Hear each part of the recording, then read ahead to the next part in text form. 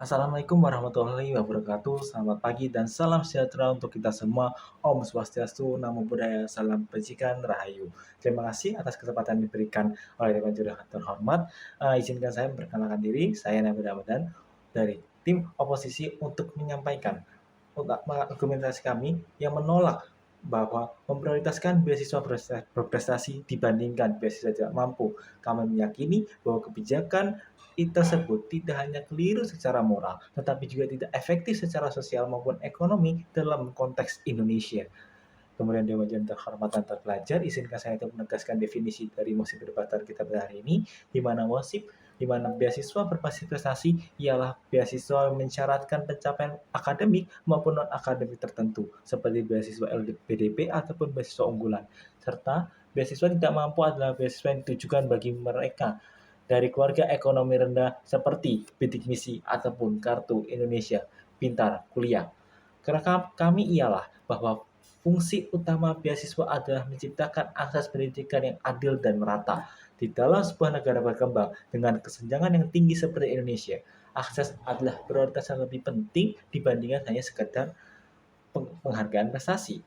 Dewan Juri Terhormat dan Terpelajar, izinkan saya untuk menyampaikan argumentasi di mana konstitusi kita, Undang-Undang Dasar 1945 di dalam pasal 31 mengamanatkan pada kita bahwa setiap warga negara berhak untuk mendapatkan pendidikan dan negara wajib membiayai pendidikan bagi mereka yang tidak mampu.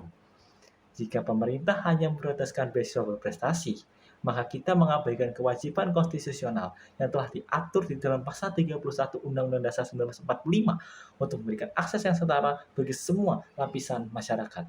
Apakah adil jika ada anak dari orang kaya yang sudah memiliki fasilitas, bimbingan belajar dan akses teknologi diberikan beasiswa hanya karena dia bisa mencetak nilai yang lebih tinggi? Sementara anak dari keluarga yang tidak mampu harus bekerja sambil sekolah, tidak mendapatkan kesempatan yang sama. Kebijakan ini yang mosi kita akan memperdalam jurang tidak adilan dan kesenjangan sosial. Kemudian Dewan Juri yang terhormat dan terpelajar. Di dalam argumentasi kami yang kedua, di mana pihak pemerintah pasti mungkin akan mengatakan bahwa prestasi ialah harus dihargai supaya kita, negara Indonesia, melahirkan generasi emas. Kami tegas menyatakan bahwa kami tidak menolak penghargaan prestasi, tapi marilah kita melihat secara realistis. Prestasi bukan sesuatu yang muncul di ruang hampa. Prestasi adalah hasil dari sebuah akses ke sekolah yang berkualitas, bimbingan belajar, gizi, dan lingkungan belajar yang mendukung. Dengan memprioritaskan beasiswa berprestasi, kita hanya memperkuat privilege mereka yang sudah memiliki modal sosial dan ekonomi. Sementara dengan beasiswa tidak mampu, kita justru akan membuka pintu bagi lebih banyak talenta terpendam yang berpotensi menjadi berprestasi. Asal kita memberikan kesempatan pada mereka.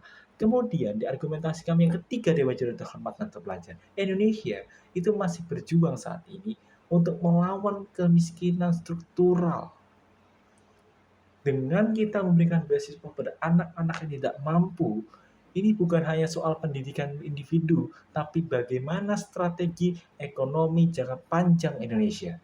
Setiap anak yang berhasil kuliah akan meningkatkan mobilitas sosial keluarganya, mobilitas sosial vertikal ke atas, menekan angka kemiskinan, dan memperluas basis kelas menengah Indonesia. Dampak ini jauh lebih luas, jauh lebih besar dibanding hanya memberikan insentif pada mereka yang sudah relatif beruntung. Jadi, secara efisiensi sosial dan ekonomi, prioritas harus tetap berada pada beasiswa tidak mampu. Kemudian, kami ingin mengatakan bahwa pemerintah pasti akan mengatakan bahwa beasiswa berprestasi akan melahirkan sumber daya manusia yang lebih unggul. Namun kami ingin bertanya kepada pihak pemerintah, SDM unggul yang seperti apa dan untuk siapa SDM unggul itu? Apakah untuk segelintir orang yang sudah memiliki akses ke pendidikan, ke sumber daya yang lebih baik dibandingkan mereka yang tidak mampu? Kebijakan untuk menggeser prioritas kepada beasiswa yang berprestasi ini justru kebijakan yang elitis dan eksklusif. Kami menegaskan bahwa kami bukan anti kepada prestasi, tapi solusi yang kami tawarkan adalah keseimbangan, di mana beasiswa berprestasi tetaplah ada, tetapi kami tidak boleh menggeser prioritas utama, yaitu pemerataan akses pendidikan bagi masyarakat yang tidak mampu sesuai dengan amanat konstitusi kita, yaitu pasal 31 Undang-Undang Dasar 1945. Tanpa fondasi akses, maka kebijakan berbasis prestasi hanyalah sebagai kosmetik, bukanlah solusi yang tepat. Dengan demikian, kami menegaskan sekali lagi, kami tegak menolak mosi ini.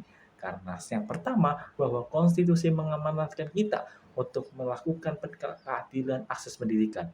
Yang kedua, bahwa prestasi lahir dari kesempatan yang merata, bukan berasal dari diskriminasi akses. Yang ketiga, bahwa beasiswa tidak mampu memberikan dampak sosial ekonomi yang lebih luas dan berkelanjutan. Dalam hal ini, beasiswa berprestasi. Maka dengan alasan-alasan tersebut, kami sekali lagi dengan menegas bahwa menyatakan bahwa pemerintah tidak boleh memprioritaskan beasiswa berprestasi di atas beasiswa tidak mampu. Terima kasih.